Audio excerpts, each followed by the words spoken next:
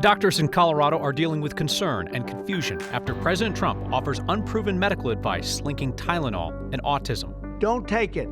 If you're pregnant, don't take Tylenol. More confusion over the federal government's change to a visa program bringing in highly skilled workers, now at a cost of $100,000 per person. It's actually incredibly unclear how this fee is going to work. Colorado Democrats condemn an attack on free speech and encourage citizens to stop spending time and money with institutions that are allowing the rise of authoritarianism. And we'll catch up with a group in town that's in the business of growing as they deal with some unexpected challenges. That's tonight on Next. Public health leaders in Colorado are adding their voices to the concern and confusion across the country over the Trump administration's move today to claim a link between autism and Tylenol. Several health agencies, including the FDA, have not found a conclusive link. But federal health agencies will now begin discouraging pregnant women from using Tylenol. So taking Tylenol is not good. All right, I'll say it. It's not good. The president offered unproven medical advice today on autism, vaccines, and Tylenol, claiming that acetaminophen, the active ingredient in Tylenol, is linked to higher risk of autism and ADHD in children. It's the only over-the-counter painkiller currently recommended for pregnant women. There are conflicting studies about the link between acetaminophen and autism, but major medical groups called today's announcement by the president irresponsible, and they pointed out the risk of high fevers going untreated during pregnancy. Trump today told pregnant women to, quote, tough it out. It remains true that Tylenol or acetaminophen is still the safest medicine for treating a fever or for treating pain during pregnancy. And not treating fevers and not treating pain in and of themselves can lead to poor outcomes. President Trump also repeated his unproven claims that vaccines have caused an increase in autism diagnoses, and he suggested an upcoming change to infant vaccine schedules. They're pumping, it looks like they're pumping into a horse.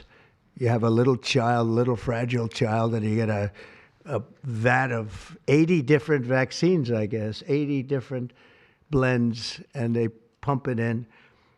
So ideally, a woman won't take Tylenol. After today's announcement, the FDA announced that they're going to start putting warning labels on drugs that contain acetaminophen.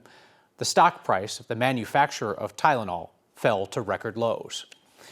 There is uncertainty and chaos in Colorado and elsewhere around the country over another sudden announcement just made by the Trump administration that imposes a $100,000 a person fee for skilled worker visas. Companies in tech, healthcare, finance use those visas to bring in foreign workers with specialized skills. Our Angeline McCall takes a closer look. A White House announcement just 3 days ago that has caused panic ever since. So the whole idea is no more will these big tech companies or other big companies train foreign workers. The country would rather not have to pay $100,000, but they'd rather, how do you do that? You hire Americans. So there's an incentive to hire Americans. The change applies to H-1B visa holders or highly skilled workers. The government will now impose a $100,000 fee for companies on behalf of their H-1B visa workers. After the announcement was made, travelers worried about the impacts suddenly got off planes leaving the United States. So across the board, both employees and petitioning employers have been in a sense of panic since Friday. Lawyer Zachary New says about 70% of H-1B holders are from India in industries like tech, healthcare, or even education. If an individual is going to cost $130,000 for you to hire them, there's no incentive whatsoever for you to move forward with the process. It's one of those things where you can think of it less as being a fee and more of it being an absolute restriction on the use of the program. New says the fee would halt much of the innovation workers bring. So in a time when we're in this race to see who will create the best AI, to see who's going to have the best healthcare innovations, all of these things, we're essentially kicking out folks with years or decades of experience. The policy change right now directly impacts nonprofits who are currently applying for H-1B visas for their workers. Different timetable for for-profit companies. They'll be impacted by this once they start applying for those visas come April. So, all right, so you're a company, you're sitting on a fat stack of cash, you have these workers, you want to bring them in. How do you get the $100,000 to President Trump and his people? still unknown. There's no mechanism for companies to actually pay this fee. And so how they're going to go about doing that, are they going to add that to the USCIS application? We'll find out. Wait and see. Off to court we go, I suppose. Yeah. All right, Angela McCall, thank you. Students and staff are going back to Evergreen High School this week. It's been 2 weeks since a student there shot and injured 2 of his classmates, then killed himself. Staff returned today. Students will ease back into school with half days on Thursday and Friday. There will now be a full-time school resource officer on the Evergreen campus. We've previously reported that Evergreen's SRO had been on medical leave for nearly a year. A part-time SRO was filling in, and that deputy was not on campus during the shooting 2 weeks ago. School is going to hold informational sessions for parents today and tomorrow. There will be an open house walkthrough for parents and students with mental health professionals available there at the school. ABC says Jimmy Kimmel will return to his late night show Tuesday after some thoughtful conversations. Kimmel was pulled off the air last week after pressure from the Trump-appointed head of the Federal Communications Commission and pressure from Nexstar, the TV station group seeking FCC approval to acquire 9 News and its parent company. Colorado's Democrats in Congress had called the FCC commissioner's move an attack on free speech. Kimmel's show was taken off the air indefinitely last Wednesday. He had said that the MAGA movement was trying to score political points off the assassination of Charlie Kirk. FCC Commissioner Brendan Carr then went on a MAGA podcast and threatened the broadcast licenses of local ABC affiliates, saying, quote, "We can do this the easy way or the hard way." Nexstar then announced that it would not air Kimmel's show on its local ABC stations. Shortly after, Chairman Carr thanked Nexstar for taking action, and ABC announced Kimmel's show was suspended. President Trump celebrated Jimmy Kimmel's suspension as he celebrated CBS canceling Stephen Colbert's late-night show. Trump then called for NBC to remove 2 other late-night comedians who have criticized him. And Trump suggested that the government should remove the broadcast licenses of TV stations that criticize him. Democratic Representative Brittany Pedersen of Colorado said, quote, "This is government censorship. This is everything our Constitution was supposed to protect us against." Democratic Representative Jason Crow of Colorado took to the House floor to say it's time for Americans to push back on businesses that bow to Trump. Some of our most powerful CEOs have capitulated, and some of our largest media companies are simply surrendering. If those with power and influence want to sell off our rights and freedoms to enrich themselves, then Americans should make it clear that cowardice and greed will fail them. We will not shop at your stores. We will not tune into your TV and radio stations. We won't send our kids and our money to your universities or use your services if you are going to enable our slide to authoritarianism. After days of public backlash, ABC announced today that Kimmel will return to the air tomorrow. Nexstar has not yet said if its stations will air Kimmel's show. Democratic Congressman Joe Neguse responded to news of Kimmel's reinstatement today by saying simply, quote, "FCC Chairman Carr should still resign." You know, no matter what happens in the news, in the world around us, your generosity is a constant in our community. Your most recent Word of Thanks microgiving campaign raised more than $45,000 for the Spring Institute's Welcome Back program. That nonprofit's program helps internationally trained medical workers like doctors and nurses and dentists get recertified so that they can work in Colorado and contribute to our workforce and fill gaps. Your weekly Word of Thanks microgiving campaigns have raised more than $16 million for nonprofits across our state. We'll stay at it as long as you're right there and willing to give, and I'm right here and able to organize our weekly efforts. So send us ideas of nonprofits making an impact in your community. Email next@9news.com or text next 303-871-1491. Colorado's making slow progress on affordable housing. Some candidates for governor are making their pitches for their solutions. This is garlic, these are beets, these are tomatoes. And a mobile produce stand brought the farm to the city until a theft forced them to put down roots. That's next.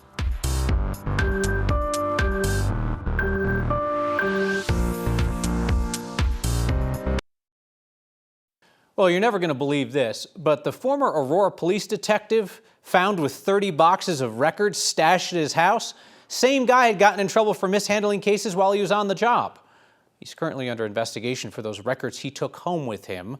Back in 2020, we've learned he was suspended for having 68 overdue cases on his desk, and he had only been keeping written notes instead of documenting his work in the computer system used by APD to help supervisors keep track of cases. Management still would need to be or should have been alerted to that very fact and then checked in with the detective to say, hey, we got these open cases. What's going on? So how about all the victims and all the potential perps in these cases? Well, it's not clear if any of them will be reopened, because now years later we have the discovery of the documents, the videos, the photographs at the guy's house. We should say this now retired detective has not been charged with a crime. That's why we are choosing not to use his name at this point. I will use meteorologist Chris Bianchi's name, even if the closed captioning calls him Crispy Donkey. Things are going to get cozy around here tomorrow. What's your favorite kind of soup, Kyle? It's my favorite kind of soup. I'm a New England clam kind of guy. Ooh, yeah. And it'll be prime for that tomorrow. We are officially issuing a soup weather alert, soup weather warning, however you take it, tomorrow, primo for your favorite kind of soup, New England clam chowder. For me, I'd say it's a nice, hearty Midwest chili. Love that. 50s and rainy in Denver tomorrow, so primo for whatever soup you got on tap for tomorrow. Otherwise, we're starting to see some of that soup weather right now. Showers and thunderstorms, even a few rumbles of thunder up here by Fort Collins. Greeley just got a report some small hail out in Berthoud within the last hour, and we're seeing some of that rain and mountain snow for us, and this will only intensify and pick up as we head over the next few hours. Strong area of low pressure will move in tonight. That'll mean some mountain snow down to about 9,000 feet. On the eastern plains, again, Denver, it's just a cold, rainy day, cloudy, rainy day for tomorrow. Highs only in the 50s, and the potential for 1 to 2 inches of rain. Areas up to the north, a little less than that. In the mountains, though, how about that? Maybe 3 to 8 inches plus of snow. So not just a little snow atop the 14ers, a healthy snow for us above 9,000 feet. And that heavy, wet snow, unfortunately, that may bring down a lot of those aspen leaves. We have a weather impact alert for tomorrow because of the mountain snow. Again, not just a little snow atop the 14ers, enough to make those passes slick for tomorrow. In Denver, 1 inch plus of rain possible as well, Kyle. Bianchi, our producer Mallory says that my choice of New England clam chowder as my favorite soup is, quote, psychotic. What? What? It's a quality American soup. I grew up in New England, so okay. I'm biased. I'm going to take myself out of this one. I'm going to recuse myself from this one, but you know right. what? That's a good soup. Mallory, why don't you do some live TV? Why don't you tell me in my ear right now what your favorite soup is? Come on. She said chili. Chili's not a soup. It's not a soup. The woman named something that's not a soup. Okay, that was my pick too, but wait, chili's not a soup. Oh, okay. All right. Well, we'll discuss this later. They tell me we need to move on and do the news. Chris, thank you. Whoever wins the race to replace term-limited Colorado Governor Jared Polis in 2026 is going to inherit the affordable housing crisis in our state. Current Gov estimates the state's short 100,000 housing units. Today, Democratic Senator Michael Bennet unveiled his plan to close that gap, and he promises that this will be his top priority if elected. A lot of Bennett's housing plan is similar to what we have already seen from Polis and other Democrats at the state capitol in recent years, like streamlining the construction of starter homes, so-called missing middle housing, like townhouses, duplexes, small lot homes. Today, Bennett says he wants Colorado to increase the supply of housing that's funded by the government by up to 30% over the next decade. To speed up construction, Bennett says he'll centralize all the state's housing funding streams, make them accessible to builders through one common application. And once projects are awarded state funding, Bennett says he wants them to start breaking ground within a year. I appreciate the work that the legislature and the governor have already done here, and communities all across the state have done. We need to move faster, I think, and we need to move with more of a focus. Bennett's plan also calls for incentivizing workforce housing and housing near transportation hubs. Several suburban, rural, and mountain communities have already opposed similar mandates on that have come from Governor Polis and the Dems at the state ledge. Republican gubernatorial candidate and State Senator Barb Kirkmeyer told me here a couple weeks ago that the state should take more of a hands-off approach and focus on deregulation in the housing market.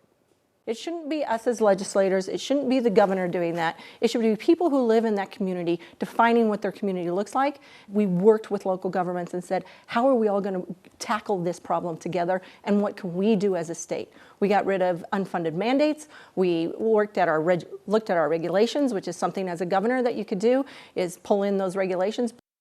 The affordable housing gap is not only here, but it's growing each year. The state demographer's office estimates Colorado needs to add 30,000 housing units each year for the next decade to keep up with demand.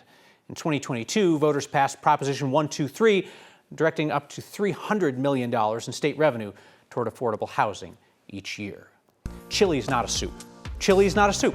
A nonprofit dedicated to food access has hit a bit of a roadblock. Their mobile farm stand's gone missing. That's next.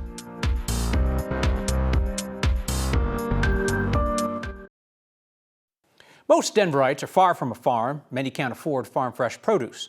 The nonprofit Sprout City Farms is working to knock down those barriers, but nowadays their farm stand on wheels is pretty stationary. Our photojournalist Foster Gaines has the story. Cityscape and farmland don't usually go hand in hand. As urban farmers, we're literally in people's backyards. We typically grow about 10,000 pounds of food every year from this field. Meg Cayley, Well, I'm known in the world as Farmer Meg. strives to bridge that gap. Please use my proper title. You want to go look for a strawberry? Where a community shows a need and a want for access to fresh, healthy food, community building spaces and gathering spaces, that's where we want to be. Yeah. It all happens at Sprout City Farms, an acre lot at Denver Green School. We have our donation-based farm stand, which we're going to see in a minute. How's it going? Doing well. Which one? This one? Yeah. It looks like a finger because it's called a finger radish. Well, this is garlic. These are beets. These are tomatoes. That is meant to be a point of food access for the neighborhood. So we have suggested donation prices. It's a pay what you can model.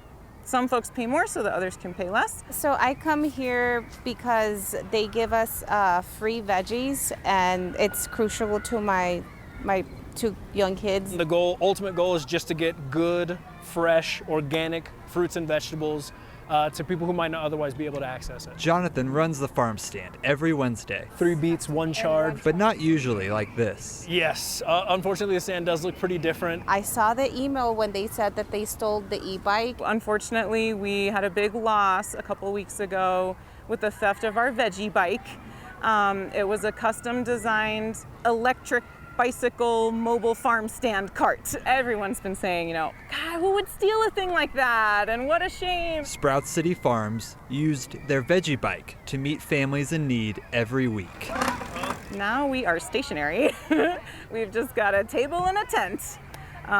So it's confined to the schoolyard for now. It's working, but it's nowhere near the same. The eye-catching mobile stand is hard to miss. We're hoping, because it looks so unique, both with the shape and structure of it and all of the colorful paintings that were on it, that it would be easy to spot. And so if anybody does see it, that they could help us find it. You got the most beautiful tomato we have. The veggie bike brought the farm to city folk. Meg only hopes that connection isn't gone for good. It would mean the world to get it back. Well, we're gonna talk about this soup versus stew thing. Get back and where chili falls on the spectrum. Your feedback's next. Let's break this down. You got your soups and you got your stews, which include chili, which our producer Mallory incorrectly says is a soup. Your soups have got roughly a 70 to 30 water to stuff in the water ratio. It's reversed with your stews and your chili. 30% liquid base, 70% stuff in the base. Sadly, Leanne, Joanne, and Doug all incorrectly agree with Mallory. Ann, Julie, John, Nancy, Erica, Jean, Christine are with me.